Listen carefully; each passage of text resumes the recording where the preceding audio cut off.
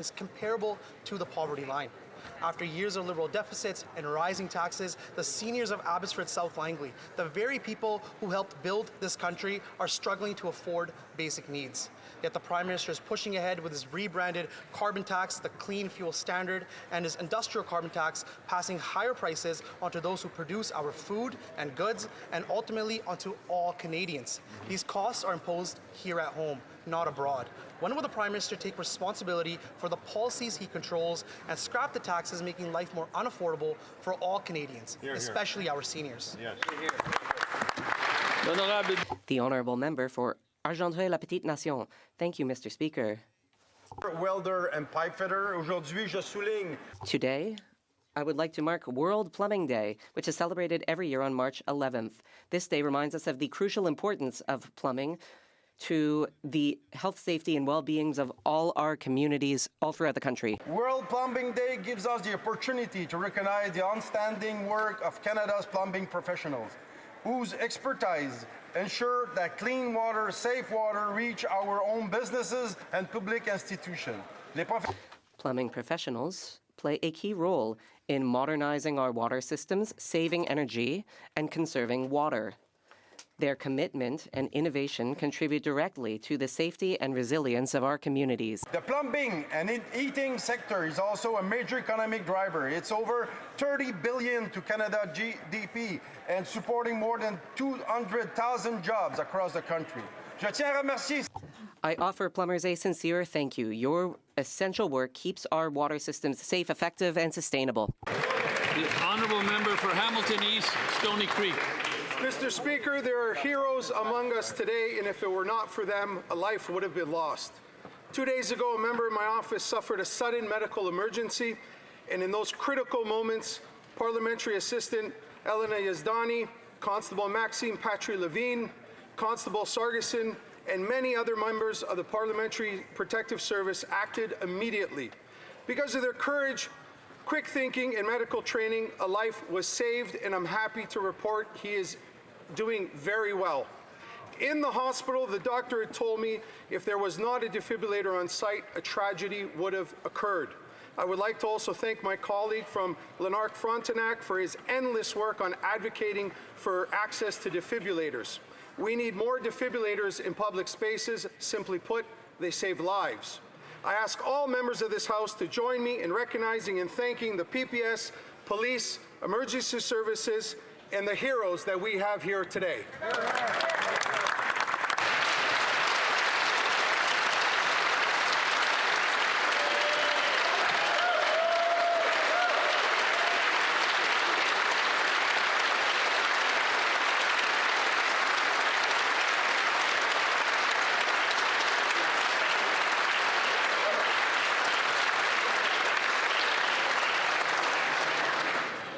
The Honourable Member for Fleetwood, Port Hills. Mr. Speaker, as we celebrate International Women's Day this week, we take time to recognize the many contributions that women make in our communities, our workplaces, and families. Across Canada, women are leaders, caregivers, business owners, teachers, and volunteers who help build a stronger and more compassionate country. Let us remind to continue working toward equality and opportunity for all women and girls across Canada and around the world. Because when women have access to opportunity and stability, our entire communities thrive. Let us continue working toward a more equal and prosperous future for all. Thank you, Mr. Speaker. The Honourable Member for Battle River Crowfoot. Last month, residents from across Ottawa learned of the loss of the legendary Lowell Green. Lowell was the voice of the common people in the Ottawa Valley on CFRA. Day after day, he would fill the airwaves with the truth that no one else had the courage to speak. He was the voice of the hard-working majority that were so often forgotten by those in power. But it wasn't just his radio show that kept people loving him for 5 decades. He also co-founded Big Brothers of Ottawa, so that now it becomes one of the longest-standing charities that serves children in the capital. His work led to generations of mentors and mentees, bringing up the next generation. Lowell's dedication also helped raise money for the Help Santa Toy Parade, so everyone would have a gift at Christmas time. He helped save the Centennial Flame, Mr. Speaker, and he raised money for countless other charities. As we join with all of the listeners, the family members and friends, we say rest in peace to the legendary Lowell Green, and may his wonderful legacy live on in the capital and across the country.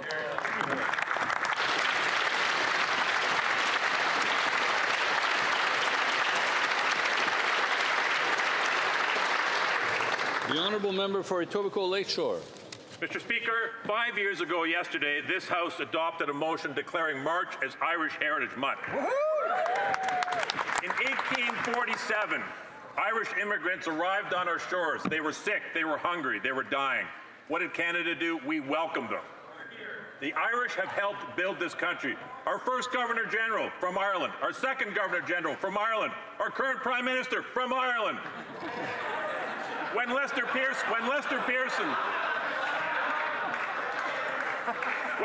Pearson commissioned our new flag, he topped a man by the name of Patrick Reed, who had fought alongside Canadian soldiers in World War II, and the red maple leaf ensign was on their shoulder, and that's what inspired the flag design which we fly so proudly today.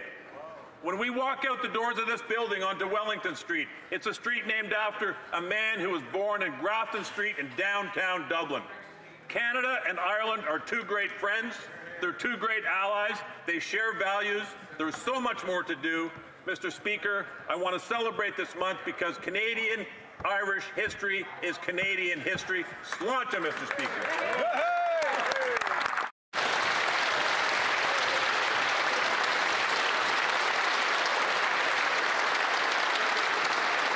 I let the honourable member go a little over time, but that's the Irish part of me that allowed that to happen.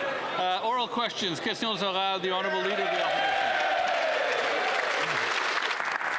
Only two types of people, those who are Irish and those who wish they were, Mr. Speaker. The Prime Minister flip-flopped 4 times on Iran, Mr. Speaker. But here, these flip-flops are even worse.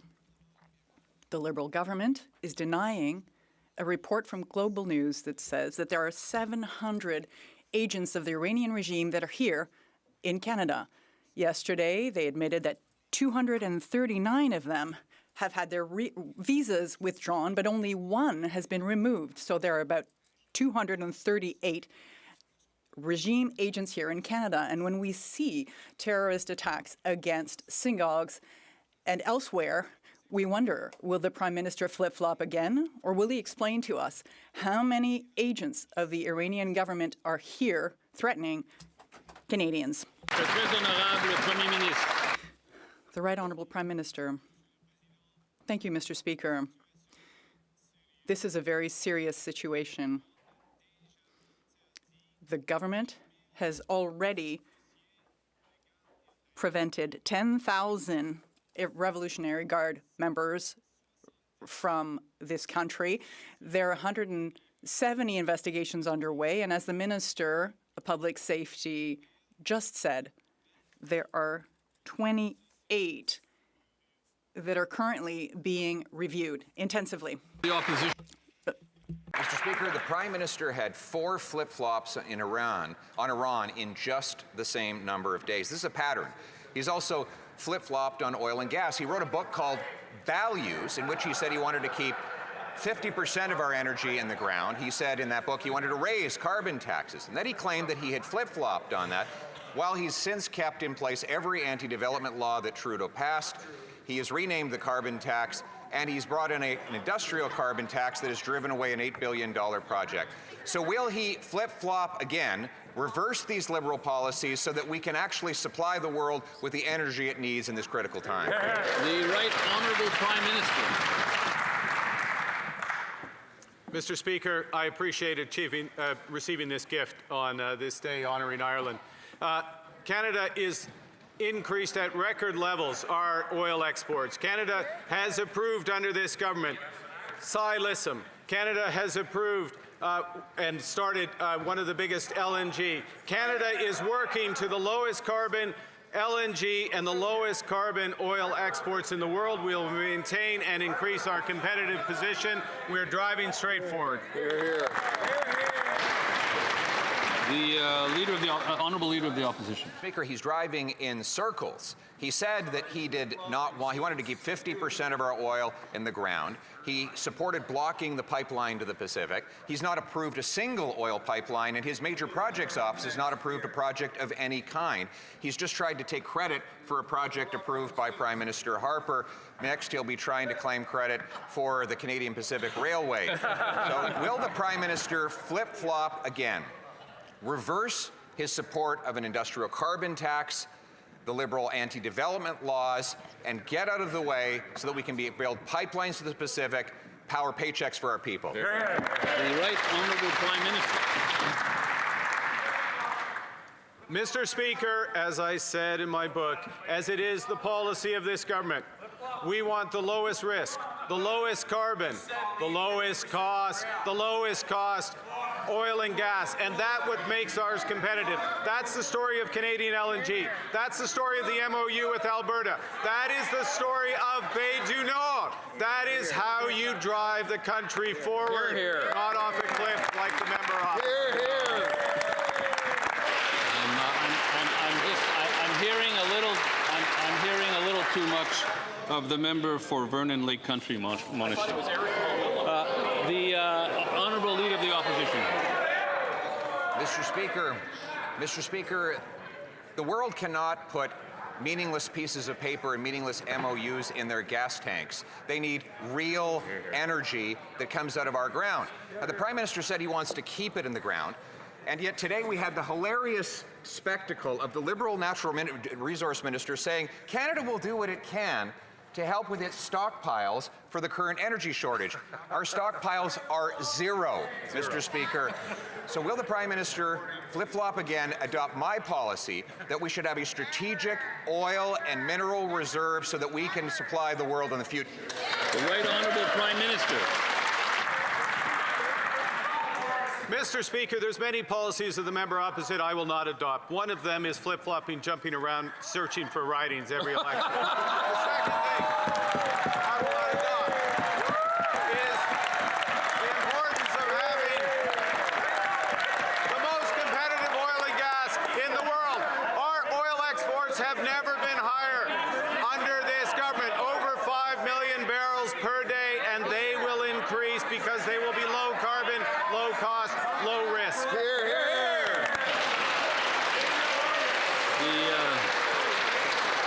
The honourable leader of the opposition. Mr. Speaker, sometimes he makes it too easy. Today we have zero oil stockpiles. We have a strategic maple syrup stockpile, Mr. Speaker, which the Prime Minister could use to put maple syrup on the pancakes that he flip-flops on. But, Mr. Speaker, we don't have any oil to supply to the world in the time of this crisis. Will he reverse the anti-development policies that he has supported that has come from the previous Liberal government in order to unlock our production, power the world, and the paychecks here at home? The Right Honourable Prime Minister. Mr. Speaker, this is the way the G7 oil reserve works. If you're an importer, you have to have an oil reserve. If you're an exporter, which Canada is under this government, if you have record exports, which Canada is under this government, that is how you supply the world. I salute the work of the Minister of Natural Resource and the Minister of Finance, working with G7 counterparts, confirmed with my G7 leader counterparts today to release 400 million barrels from that strategic reserve. The Honourable Leader of the Opposition. To release 400 million barrels of oil from that strategic stockpile, how many of those are coming from Canada? Exactly zero. And the Prime Minister's excuse, the reason why we have no stockpiles, he says, is because we're a producer of oil. This is exactly the opposite of logic. The United States is a producer of oil. They have stockpiles. We have reserves which the Prime Minister is successfully keeping in the ground. Just last week, we saw an $8 billion project cancelled under his watch. We're importing gas from Australia. Why won't he get out of the way so we can produce our own energy?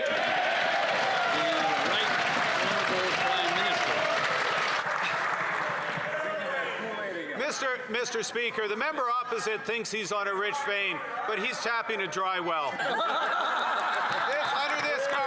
Under this government, production has never been so high. Exports have never been so high. We approve Beta Nor. We are working with the province of Alberta to produce the lowest cost, lowest carbon oil and gas. We are expanding our exports. We are expanding our future. Hear, hear. The Honourable Member for Saint-Jean. Mr. Speaker, 85,000 seniors have been unable to access their old age security benefits since the new CURM computer system was implemented. And Federal Government Employees Union is already referring to it as the new Phoenix. The cost overruns for the CURM install are already close to $3 billion. This is 10 times more than SECLIC in Quebec, which caused a real scandal. And when we raise these issues, the minister accuses us of scaremongering. Is the Prime Minister taking the CURM fiasco more seriously than his minister? And will he launch a commission of inquiry? The Honourable Prime Minister. Thank you, Mr. Speaker. It is the responsibility of Service Canada, and the facts are as follows. 7.7 million people who are having no problems with the software. It's working. There is a decrease of 10,000 people over the last week of these backlogs that have been addressed, therefore. There are problems, but it is the responsibility of Service Canada to help these people. The Honourable Member for Saint-Jean. Mr. Speaker, CURM is a financial fiasco, but also for thousands of seniors for which it is a human tragedy, for whom it is a human tragedy. We have people who are going into debt to pay for their groceries, their rent, their bills, and the government continues to defend its decision to replace an outdated system with one that just doesn't work. Worry and anxiety is what thousands of seniors have been feeling since CURM was implemented. Will this government, and particularly the Prime Minister, take this situation seriously and be accountable for it? The Right Honourable Prime Minister.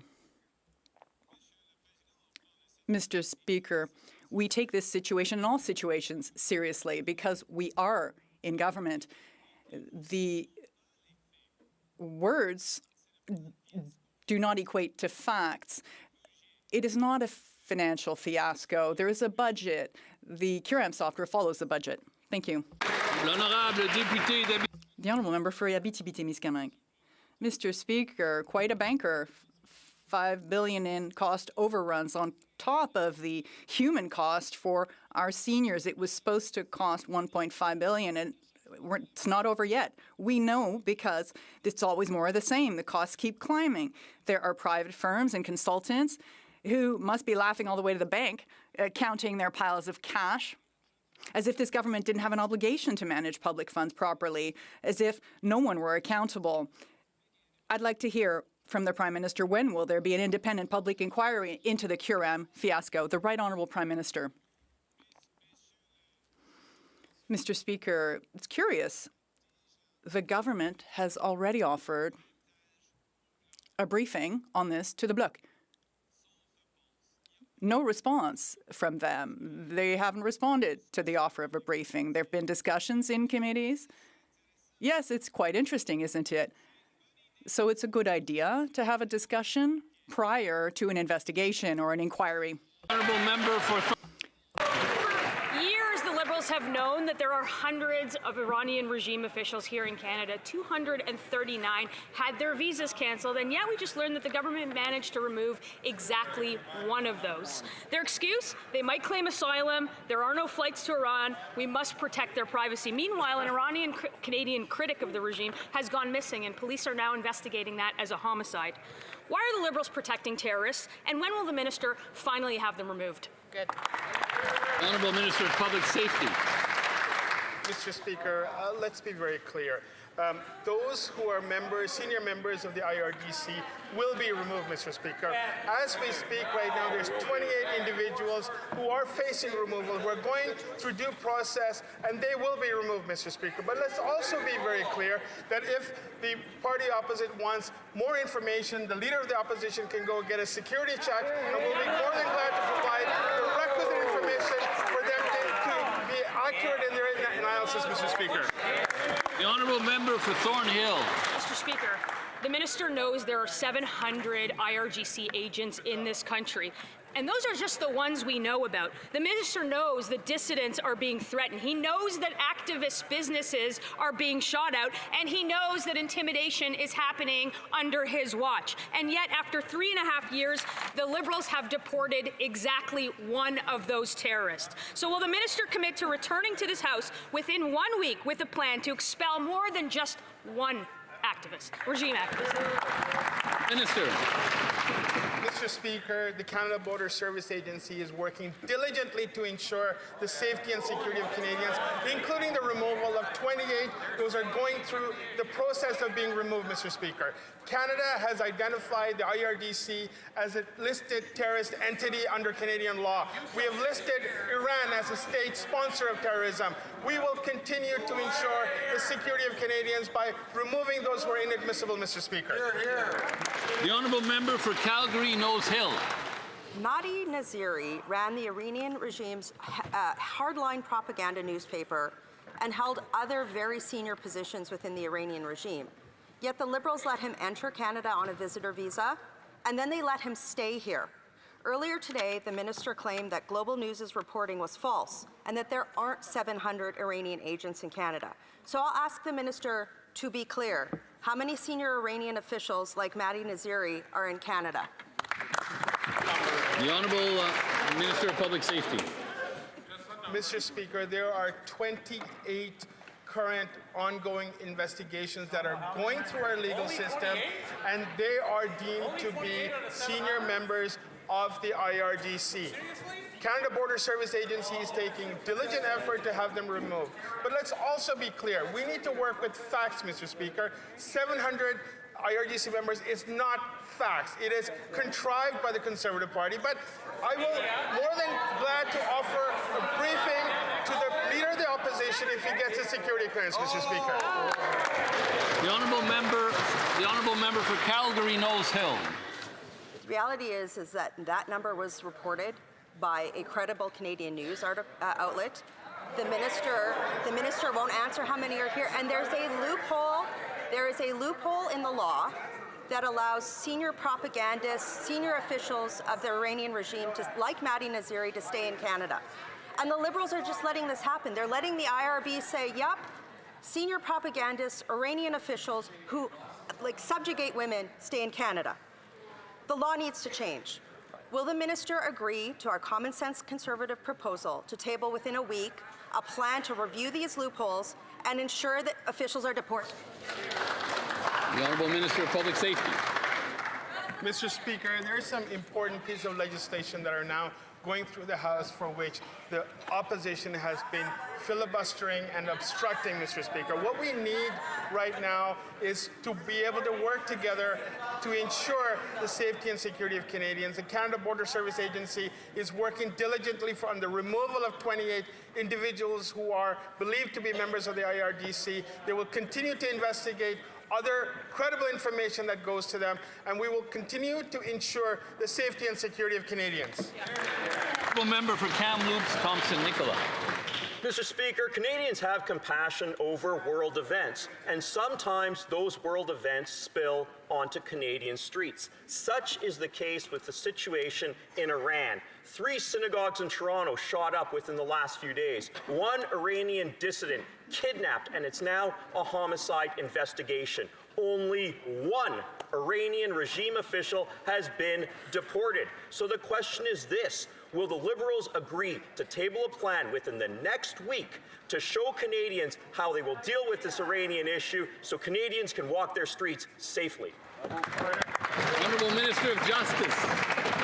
Mr. Speaker, my honourable colleague raised a number of issues in his question. One is the reality that many communities are facing when it comes to violence committed against their community of faith. We are all aghast at the horrors of the shooting that's taken place against synagogues in Canada over the last number of weeks, but it's important that we take action to actually provide solace to the communities who are facing such serious public safety threats. This includes funding to help protect the institutions where people practice their faith and pray, but it also includes legislative efforts that will more severely punish hate crimes in this country, including hate crimes committed against communities of faith. Members of this House have an opportunity to support the Combating Hate Act to help provide such protection to communities. I hope we can count on theirs. The honourable member for Charlebourg, Haute-Saint-Charles. Mr. Speaker, the Liberals have known for years that there are Iranian regime agents that are here in Canada. Yet this week we learned that they've deported only one of the 230 cancelled visa holders. And representatives of the Liberal government told the Standing Committee on Immigration they couldn't remove Iranian regime officials because they were allowed to apply for asylum and that their privacy had to be protected. Well, what is the plan to deport these scoundrels from our country? The Honourable Government House Leader. Mr. Speaker, the Minister of Public Safety just expressed exactly what is being done to remove these individuals who are suspected of these actions. I would urge the colleague to support our Bill C9, which is before the House in our election platform. And if I'm not mistaken, also in theirs, we committed to protecting communities of faith, temples, synagogues, mosques in Canada. Legislation is before this House. Will the member opposite and his colleagues vote in favor of this very electoral commitment they have? The member for Charlesbourg, Haute-Saint-Charles. What we've heard from the Minister of Public Safety is very little compared to what he actually needs to get done. But today, we submitted some clear plans to the government. We're asking for the government to urgently enforce deportation orders against Iranian regime agents, assess the level of terrorist threat in Canada that hasn't been changed since 2014, stop approving any asylum applications without a face-to-face interview. Will the government table a plan in the next 7 days to take action against this Iranian regime here in Canada? Yes or no? Mr. Speaker, the government has designated that segment of the Iranian community as a terrorist entity. The Minister of Public Safety is taking serious measures to respond to the situation underway. But I repeat my question to the honourable colleague. He committed, like I did, like all of us, to protecting communities of faith in Canada, community centres, Jewish businesses and Muslim businesses, the temples, synagogues. Mr. Speaker, will the member and his colleagues answer yes, say yes to these communities? The honourable member from Mirabel. Mr. Speaker, the people of Terrebonne are concerned about expropriations related to the high-speed rail project, and they're right. Because in Bill C-15, the Liberals weakened the Expropriation Act specifically to limit the rights of landowners along the train route. The mayor of Terrebonne is demanding real public consultations. The Lanaudière UPA fears that our best farmland will be split in two and then abandoned. Everyone's concerned. Why are the Liberals facilitating expropriations and treating Terrebonne residents like second-class citizens instead of working to gain social license? The Honourable Minister of Transport. Mr. Speaker, the high-speed rail project is dream-worthy. It is a dream for residents in Terrebonne. It's dream-worthy for entire communities through Quebec and Ontario. We're going to be able to radically change things for the people in these regions. 40% of Canadians, including in Terrebonne, are for it. We will be respecting standards and ensuring social acceptability or license for sure, but we will certainly be moving forward with the high-speed rail in Canada. The honourable member for Mirabel. Mr. Speaker, while the minister is dreaming over there to try to reassure people of Terrebonne, it's the CEO of Alto has confirmed to the media that there will be expropriations. It's not reassuring in the least. And he hopes, the CEO hopes, that it won't be their main tool, the expropriation that is. In other words, they'll make offers to Terrebonne residents along the route, and if they're not happy, Alto will use the tools provided by the Liberals under Bill C-15 to expropriate them. That's not agreement by mutual consent. Why don't the Liberals include Terrebonne residents in the project instead of threatening them? Les Terrebonniens. Mr. Speaker, the residents of Terrebonne, Quebecers, Ontarians, and Canadians all are dreaming of this technology. We will be doing this appropriately. We will consult landowners, consult with mayors, representatives, agricultural groups. We will do this with respect for all of these groups, and we will arrive at something that is high-end technology, that is the pride of Canada, that will change things for our communities. That is what high-speed rail is about, Mr. Speaker. For York Centre. Last week, 3 synagogues were shot at in Toronto. The war abroad is spilling onto our streets, while hundreds of Iranian agents are operating in Canada. Conservatives are calling on Liberals to table a plan within a week to enforce deportation of Iranian officials, to disrupt Iranian efforts to launder money, and reevaluate Canada's terrorism threat level. Will the Liberals stop the Iranian regime here at home, or will Canada remain a playground for the Revolutionary Guard? Hear, hear. The Honourable Minister of Justice. Mr. Speaker, again, my colleague, like one of the previous questioners, raised the very real challenge of communities that are facing hate crimes, including synagogues that are being shot up in this country. We have efforts to intimidate and obstruct people from practicing their faith, not just at synagogues, but at temples, at mosques, at our churches. We need to do more to ensure that people can live freely, not just enjoy rights that are written on paper, that are actually enjoyed in communities. This includes adopting new laws that will criminalize certain behaviors that target people on the basis of their faith. We have an opportunity to support the Combating Hate Act to deliver this outcome now for Canadians. I hope that Conservative members will join us. The Honourable Member for York Centre. Speaker, shooting at synagogues is already illegal. Just like the Prime Minister, the Justice Minister is all talk, no action. Now an Iranian dissident is missing and police fear that he's murdered. Meanwhile, Canadians actually recognize an Iranian official at the gym. Conservatives are asking Liberals to table a plan within a week to reevaluate Canada's terrorism threat level, to identify gaps in our national security, and rid our country of IRGC. When will this Liberal government start protecting Canadians and finally deport those that are connected to the Iranian regime? Hear, hear. The Honourable Minister of Public Safety. Mr. Speaker, our security threat levels are assessed by our agencies, our law enforcement agencies, including the RCMP and CSIS. It is not politicians who assess those threats, Mr. Speaker, and that is a very good thing. But let me also say that Canada Border Service Agency is taking every effort on the removal of those who are inadmissible to Canada, who are members of the IRGC. There's 28 of them that are now going through the process. We will ensure the safety and security of Canadians, Mr. Speaker, and we will ensure that those who are inadmissible to Canada will be removed. Member for Richmond Hill South. Never have foreign conflicts spilled onto our streets the way that they have under this Liberal government. 3 separate synagogues were shot at in a week in the GTA. An Iranian dissident in BC has gone missing, and police are investigating it as a homicide. An Iranian dissident in Thornhill had his boxing gym shot up 17 times the day after organizing a rally in Richmond Hill. Canadians are watching violence and intimidation spread in their own communities while the Liberals sit back and do nothing. Will this Liberal government table a plan to take action against the Iranian regime operating here at home so that Canadians can feel safe on our own streets? The Honourable Minister of Public Safety. Mr. Speaker, I've had the opportunity to visit 2 of the synagogues that were attacked last week, Mr. Speaker, and it is deeply heartbreaking to see that their sense of security has been breached.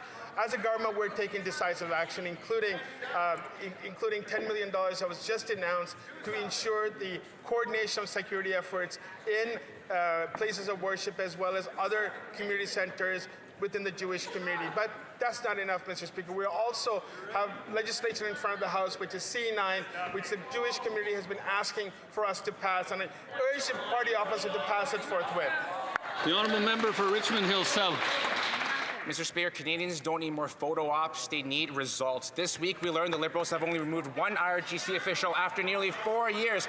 At the House Immigration Committee, Liberal officials said that they couldn't deport them because there were no flights to Iran and because they needed to protect their privacy. Conservatives are calling for the enforcement of deportation orders for Iranian regime officials, close loopholes which allow human rights abusers to be admitted, and crack down on the regime money laundering in Canada. I'm going to ask again, when will this Liberal government implement the Foreign Influence Registry, stop rubber stamping refugee claims without in-person interviews, and finally deport the regime agents terrorizing our community? The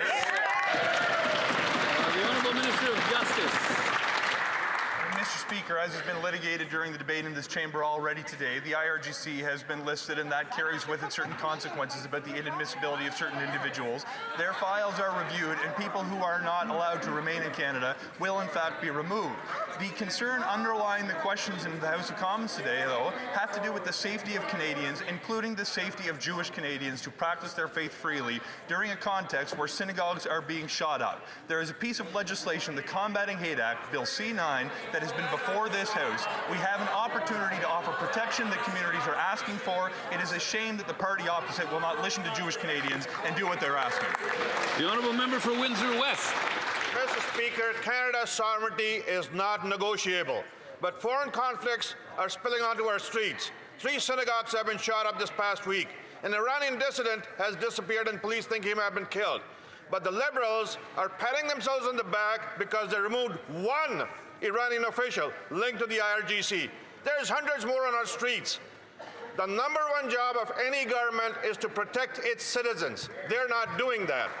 Will this Liberal government table a plan within 1 week to deal with the Iranian agents in our country, on our streets? It's about time they did that. The Honourable Secretary of State for Combating Crime.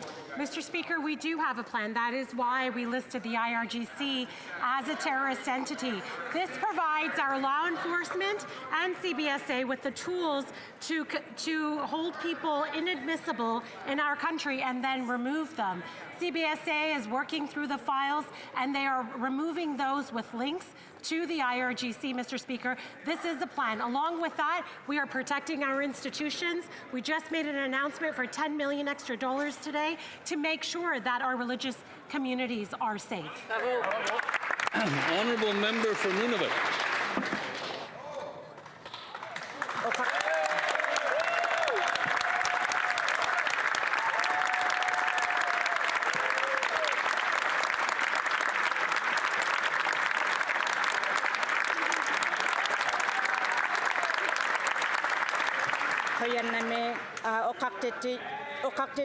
I am proud to join a team that will take the larger picture of meeting the current political environment and is set on meeting the immediate needs of the North. Northerners know that food security is about more getting foods on the shelves. It is about addressing the cost of living, local capacity, and true food sovereignty. Hear, hear. Can my colleague, the Minister of Northern and Arctic Affairs, tell this House how our government is moving toward beyond food subsidies and creating a food economy for those that call the North home?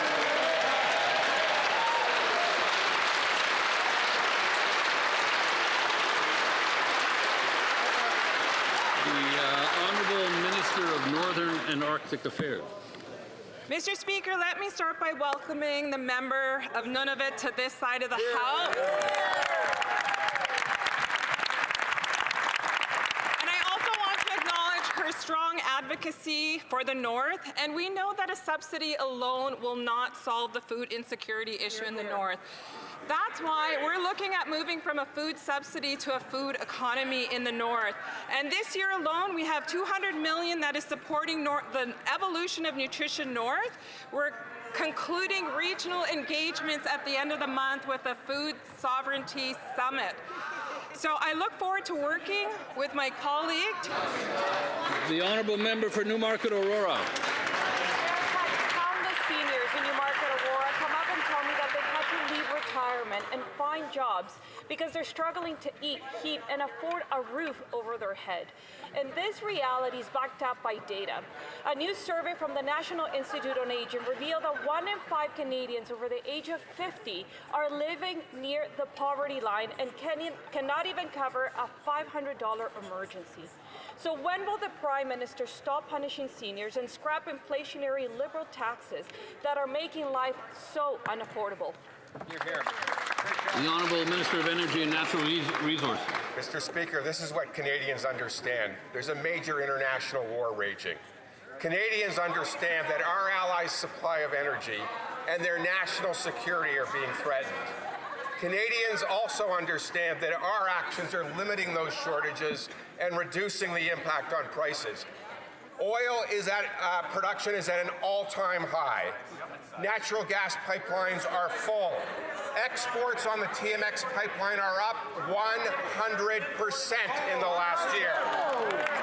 Our LNG facility, the second largest in the world, is now shipping at capacity.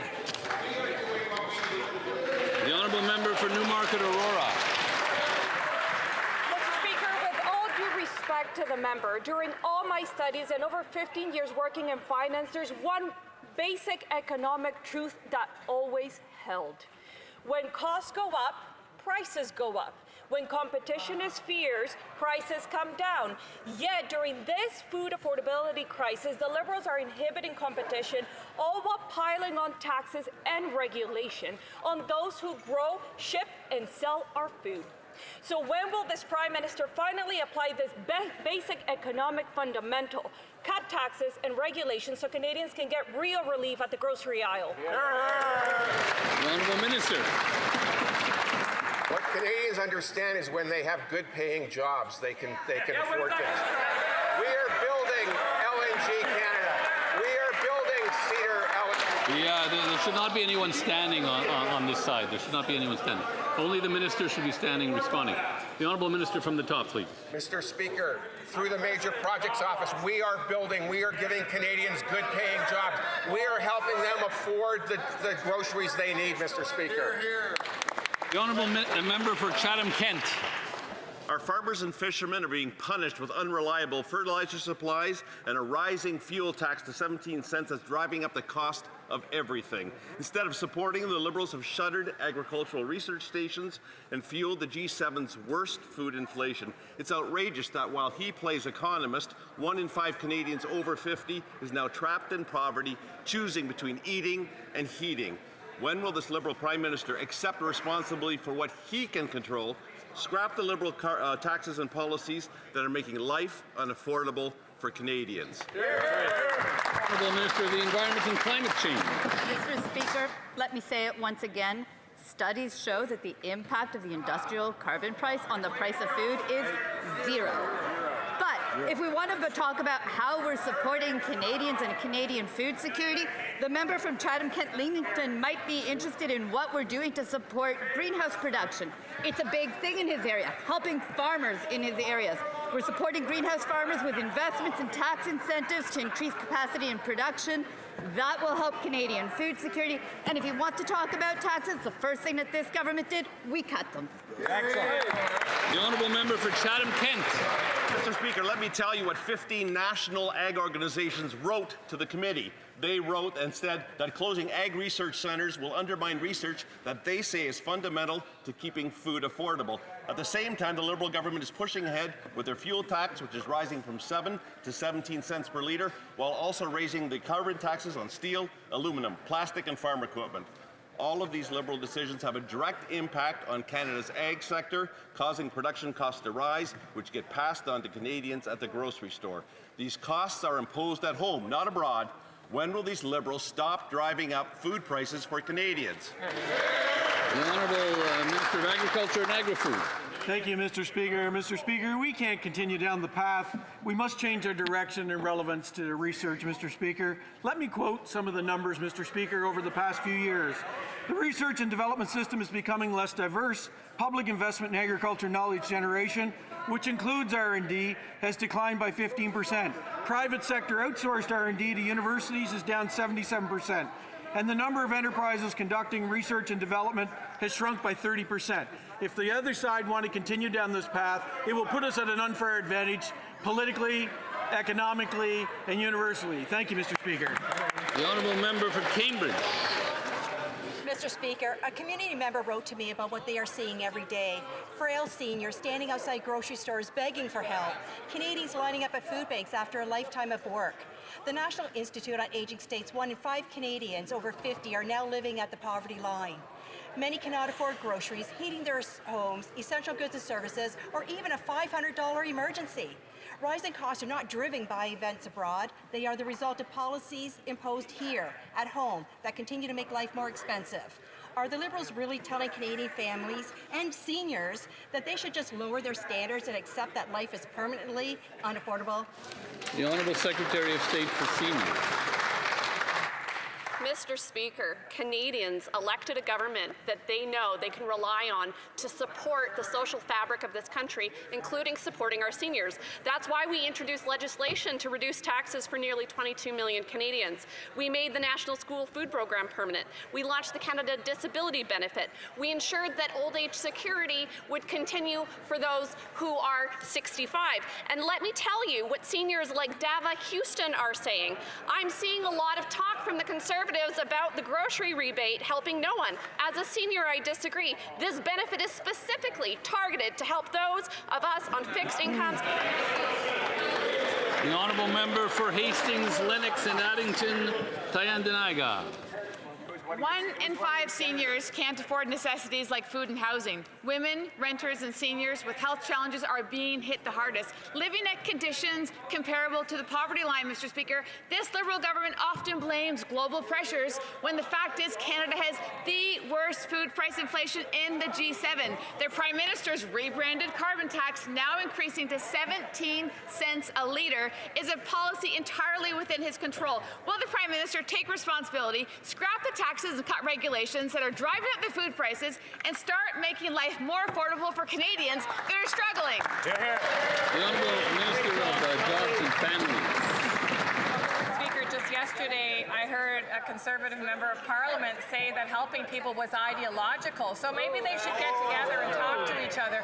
Because if you think that helping people fix their teeth is ideological, or feeding a hungry kid at school is ideological, or cutting taxes is ideological, or having childcare that costs people $16,000 less a year is ideological, then I actually think you're out to lunch.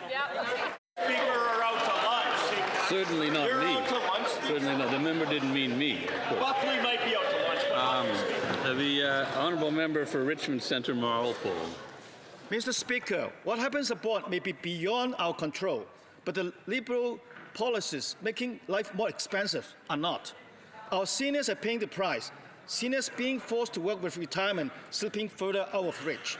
The National Institute on Aging reports that 1 in 5 Canadians over 50 is now living on the poverty line. Yet the Liberals are making it worse by sneaking in carbon taxes that drive up the price of essentials. When will the Prime Minister take responsibility for what he can control and scrap the Liberal policies that are making life unaffordable for Canadians, including seniors? The Honourable Parliamentary Secretary. The member talks about seniors who are struggling in his community.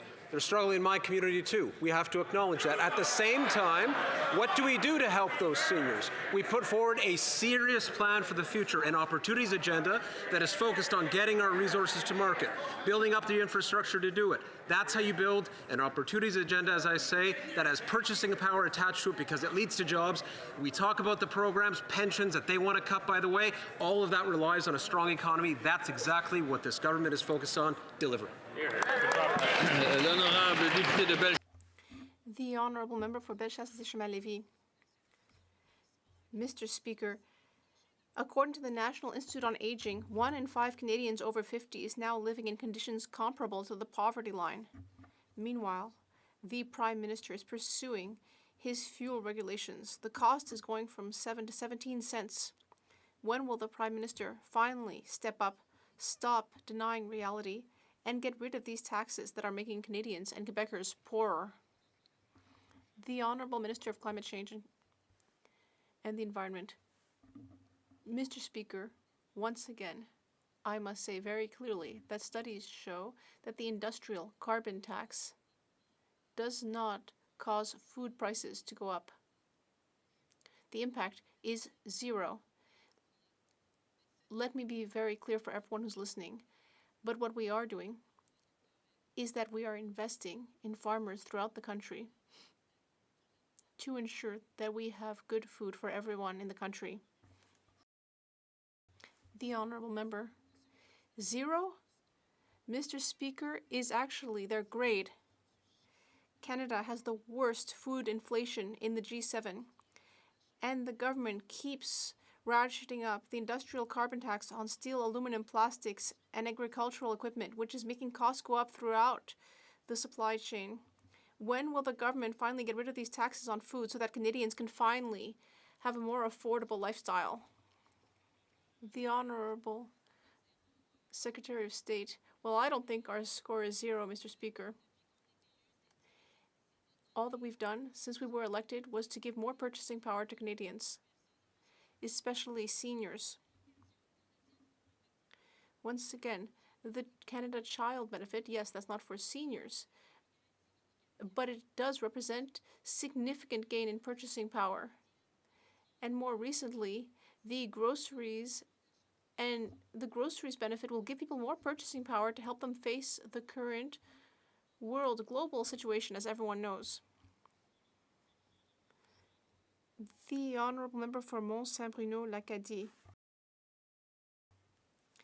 Mr. Speaker, our government is working hard to help all Canadians find a place to live. Recently, a project for seniors opened in Drummondville. Can the Minister tell the House how this project will help seniors? L'honorable The Honourable Minister of Housing and Infrastructure. Thank you for the question. The Drummondville project is a real milestone for affordable housing for seniors, with 100 units now open. The new building is part of our efforts to make housing more accessible. It represents concrete progress to meet the needs of seniors in the region. And I would encourage all of my colleagues to support the Build Canada Homes Act to give us more tools. The Honourable Member for Riding Mountain. Mr. Speaker, a peer-reviewed study published yesterday in a world-leading scientific journal found that closing a supervised drug consumption site led to no increase in deaths and no increase in emergency room visits. In fact, after the drug site closed, users were more likely to access life-saving addiction treatment. Wow. Every single drug consumption site in Canada exists only because the health minister approved them under federal law. The minister claims to follow science, so does she accept the science that proves consumption sites are not the solution to addiction? Great question.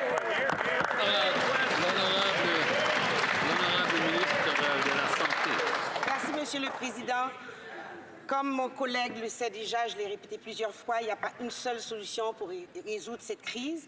Et c'est sûr, il y a différentes recherches qui montrent plusieurs résultats. L'interprétation ne fonctionnait pas. Est-ce que... The interpreter apologizes. The microphone was off. Interpretation is back. From the beginning again, please. Thank you, Mr. Speaker. As I have told my colleagues several times, a number of different studies show different results on the matter of supervised consumption sites. And as my colleague knows, there is not one single solution to this question. Supervised consumption sites are there to save lives, which doesn't mean that we can't also have other kinds of treatment. Everything can be done at the same time. Mr. Speaker, this is the first study in Canada to use individual-level linkable health data. That means for the first time, we can see exactly what happened to the people who use these sites. Every drug consumption site in Canada operates under an exemption granted by the federal health minister. So, if the research now says that closing a drug consumption site leads to more people getting life-saving treatment and no increase to deaths, why on earth is this minister still approving them? Merci,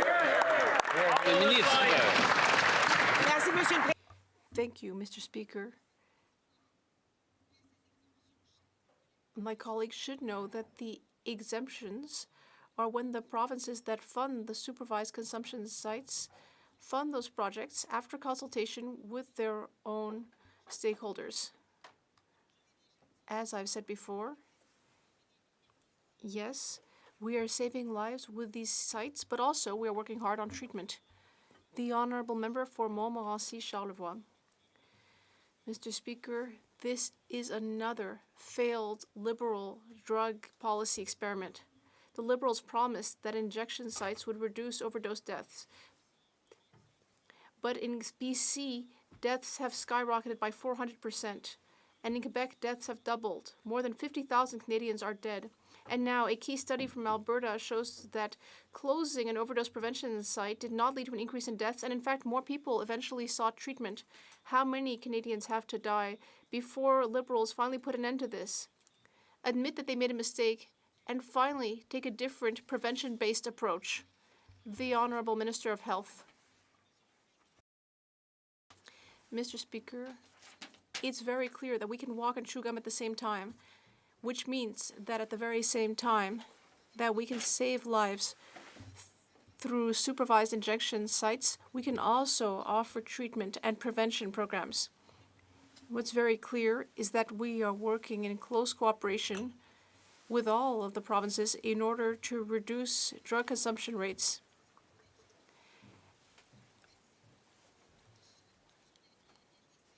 And all of the numbers on drug-related deaths have gone down in Canada. I would just like to remind the member that we need to address the colleagues through the chair. East Steveston. Mr. Speaker, in 2025, the Port of Vancouver had a record-breaking year for exports, moving more Canadian goods to global markets than ever before. This is a point of pride for my city, my constituents in Richmond East, Steveston, who help power this success every day through their work in trade, transportation, and port operations. Could the Minister of International Trade update this House on what this record-setting year at the Port of Vancouver means for Canadian workers and for Canada's growing trade opportunities? Hear, hear. The Honourable Minister of International Trade. Mr. Speaker, the member for Richmond, BC has been a tireless champion for the Port of Vancouver and its workers. We're talking about 170 million tons of cargo, the highest in the port's history. That's more exports to China, South Korea, Japan, the Middle East, and more. Non-U.S. exports up by 17% in 2025, and we aren't stopping there, Mr. Speaker. We are signing record number of trade agreements to open new opportunities for the workers that are producing world-class products to get products out the door. This is how we build Canada strong. Thank you, Mr. Speaker. The Honourable Member for Ponoka-Didsbury. Mr. Speaker, yesterday the Liberals tried to clarify the rules behind their ridiculous gun grab scheme. Canadian soldiers deployed before the gun grab program started will return after the amnesty period ends. This means they have no opportunity to declare their firearms under this gun grab policy. Because of this, many Armed Forces members will return to Canada as criminals because the Liberals won't extend the amnesty period. This is very troubling. If the Liberals trust our deployed soldiers with the biggest guns we have, why on earth would they not trust them with their plinksters and turkey guns when they get home?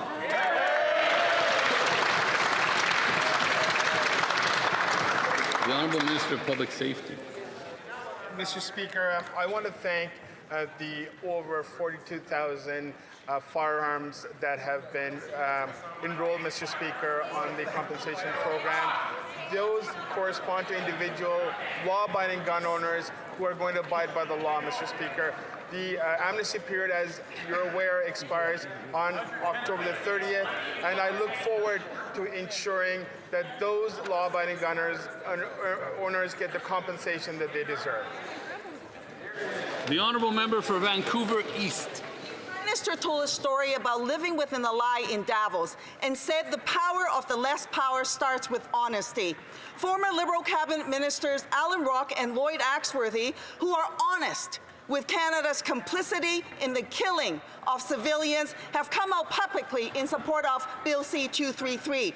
They said Parliament now faces a clear choice: maintain an outdated exemption that undermines Canada's credibility, or adopt a modern principles statement that reflects our commitments and responsibilities.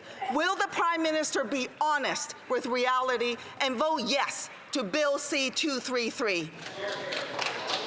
The Honourable Minister of Foreign Affairs. Mr. Speaker, actually the government opposes this bill. Canada has one of the strongest export regimes in the world, with human rights considerations applied to every single permit issued for military goods. The changes proposed in this bill would decimate Canada's defence industry, would weaken Canada's role in NATO, and would jeopardize the capabilities of our Canadian Armed Forces. This bill does not close a loophole, Mr. Speaker. It creates new vulnerabilities. It is irresponsible to propose a bill like this.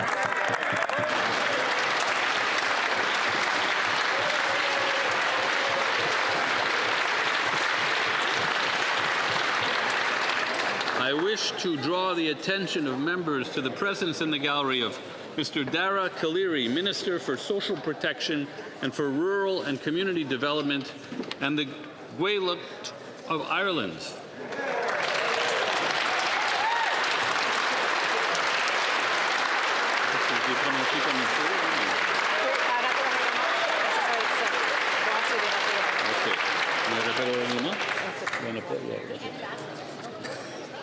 No. It being 3:14, the House will now proceed to the taking of the deferred recorded division on the motion at second reading stage of Bill C-233 under private members' business. Calling the members.